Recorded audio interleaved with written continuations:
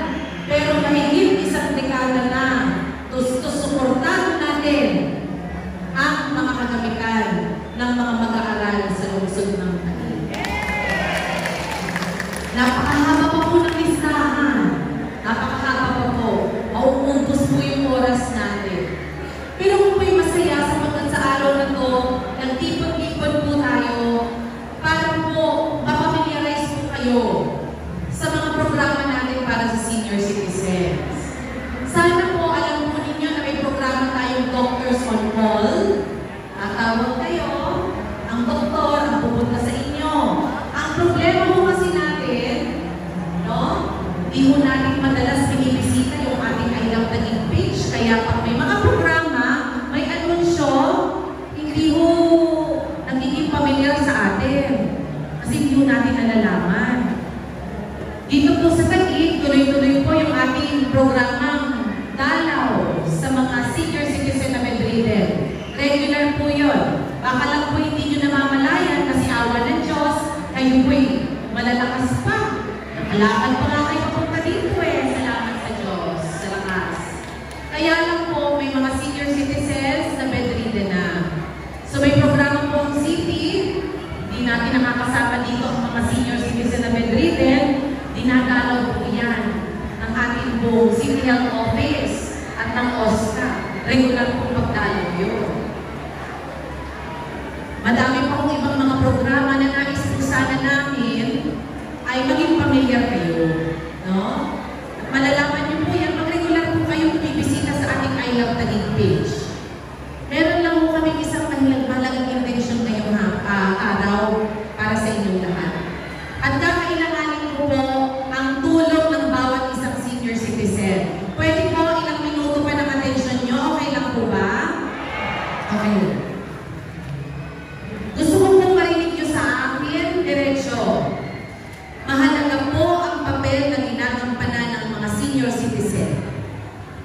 Mahalaga po kayo sa akin. Mabigat po ang problema natin sa paggabay sa mga kabataan. No? Napapansin nyo rin po siguro to sa pagbabago ng gawi, pananalita ng mga kabataan sa ngayon. Ang request po ng TPLC, pwede mo bang huwag kayong mapagod gabayan ng ating mga kabataan? Napakataas po, mga lolo, lola, inang, amang, ang itinaas ng datos ng teenage pregnancy sa ating bansa. Mabigat po ang problema natin sa teenage pregnancy. Edad 13, buntis. Ang problema po, hindi pa handa ang bata, nako, lalo ang buhay na papariwa. Yung HIV/AIDS po sa mga kabataan lumalaganap, kailangan po ng palagiyang pagpapaalala nyo sa kabataan. Pwede mo ba namin maasahan nyo? Huwag mo natin susubukan ang mga bata. Huwag po. Isa pa, hindi po natin mapigil ang pagka-adventurous ng mga bata. Lahat sinusubok. Illegal drugs, pag-inom ng labis-labis na alak, paninigarilyo na dati, tobacco o cigarette smoking lamang ang ating binabantayan. Ngayon may e-cigarette. Ngayon may vape. Mga lolo at lola, kailangan po ni Mayora Lani Cayetano ang tinig at lakas ninyo. Pwede mo bang maasahan ni Mayora? Tulungan niyo po kaming ulit-ulitin sa mga bata.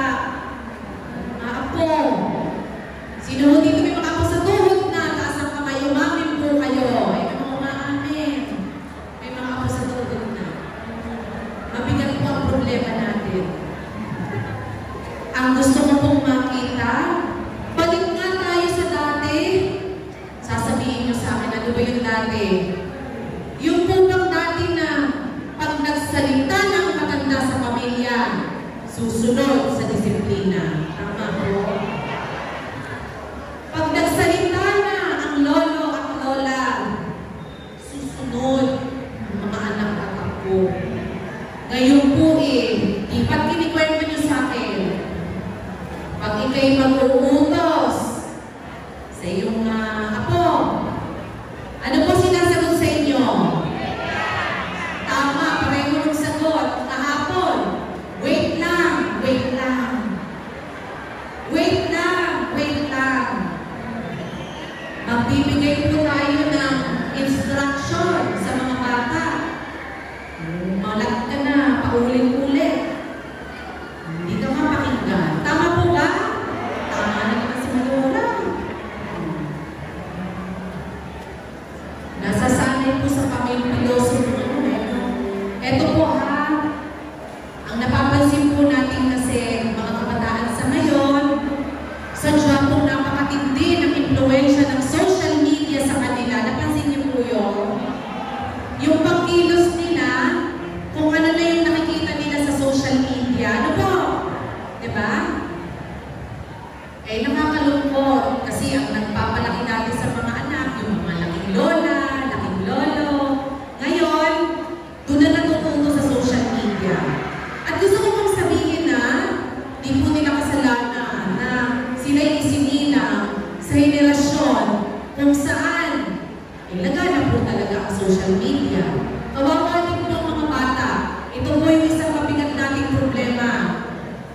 yung makakita.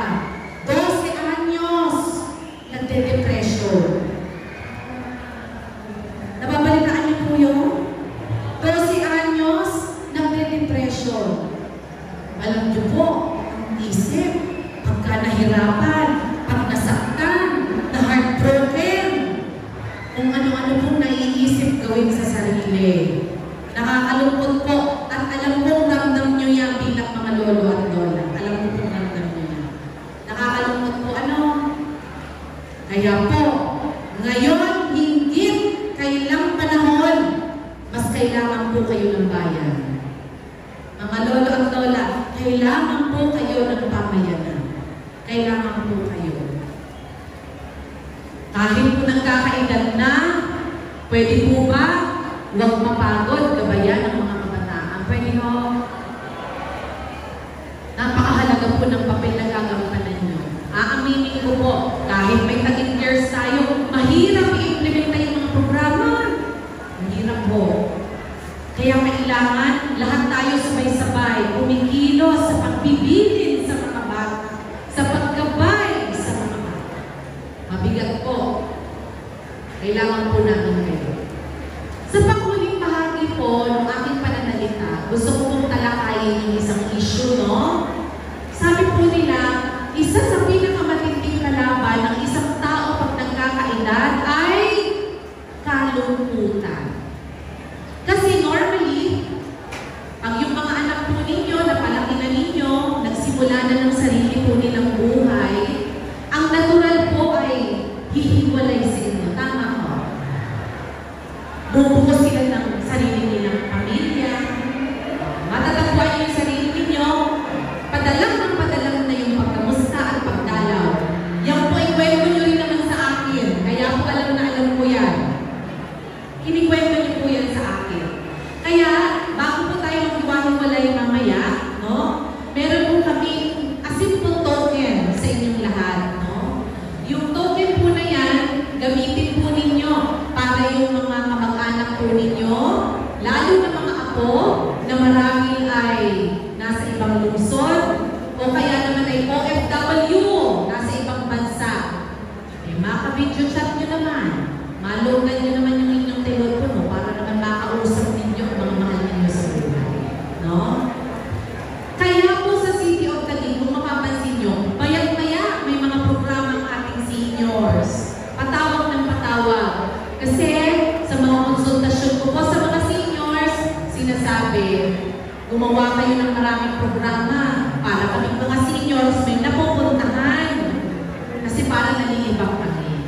So asahan niyo po na ako, kasama po si Vice Mayor Arvin Ian Alip, at syempre po ang ating congressman na si Ricardo Ating Cruz Jr. Patuloy po iyang gagawa at tutulong kay Mayora Lani Cayetano para magdisenyo ng mga programa para makabenepisyo ang ating mga senior citizen.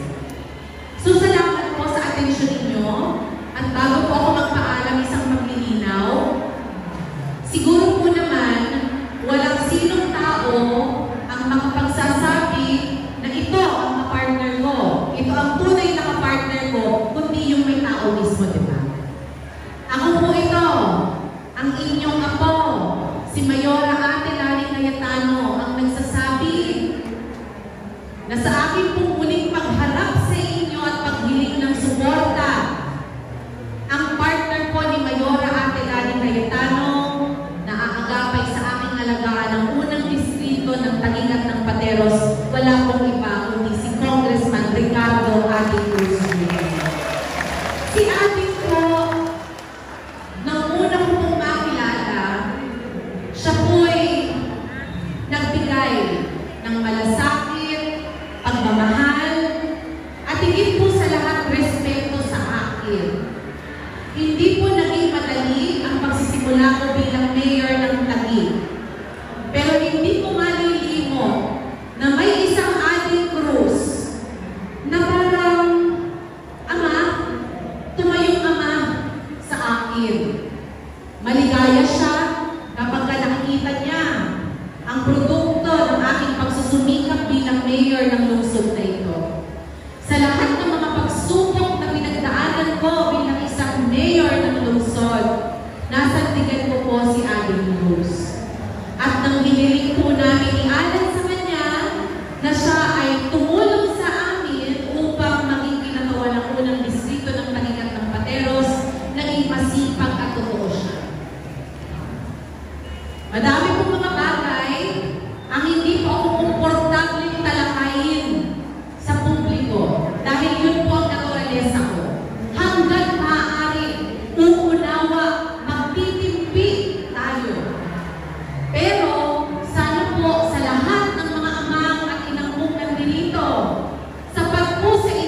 makinig. Ako na po ito.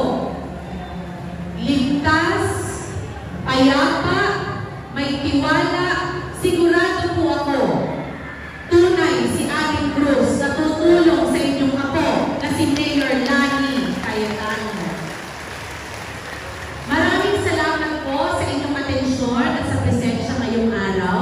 Pinasasalamatan ko rin po ang ating pong mga leader pang barangay, magmula sa ating kapitan na si Dingdong at sa kanya pong mga kagawad, sa ating pong mga SK officials, sa pangunguna naman po ni Ava. Maraming salamat.